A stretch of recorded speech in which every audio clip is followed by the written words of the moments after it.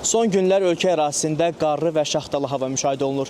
Növbəti günlərdə havanın temperaturunun necə olacağı ilə bağlı isə ən son məlumatları bizə Milli Hidrometeorologiya Xidmətinin Hidrometeoroloji Proqnozlar Bürosunun direktoru Gürşad Məmmədova çatdıracaq. Buyurun.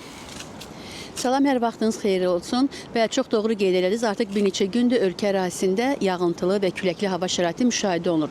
Bugün gün ərzində və sabah, yanvarın 1-i və 2-sində də Bakı-Abşeron yarımadasında küləkli hava şəraiti davam edəcək. Bugün arabir güclənən cənub-qərb küləyi əsir. Artıq ayın 1-i və 2-sində isə Bakı-Abşeron yarımadasında güclü şimal-qərb küləyi əsəcəyi gözlənilir. Sabah Bakı-Abşeron yarımadasında hava şəraiti dəyişkən bulutlu, əsasən yağmursuz keçəcək. Lakin ikisində isə arabir yağıntılı hava şəraiti gözlənilir. Havanın maksimal temperaturu 6-8 dərəcə isti olacaq.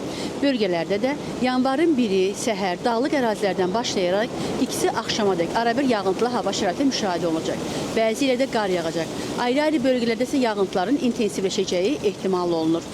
Havanın maksimal temperaturu Aran rayonlarında 6-9, dağlıq ərazilərdə isə 2 dərəcə şaxtadan 3 dərəcəlik isti olacaq. Gözlənilən yağıntılı hava şəraiti ilə əlaqədar gecə və səhər saatlarında bəzi dağlıq rayonlarda yolların buz bağlaması ehtimal olunur. Bizim sizə çatdıracaqlarımız məlumatlar bundan ibarət idi. Buyurun, söz yenidən sizdədir.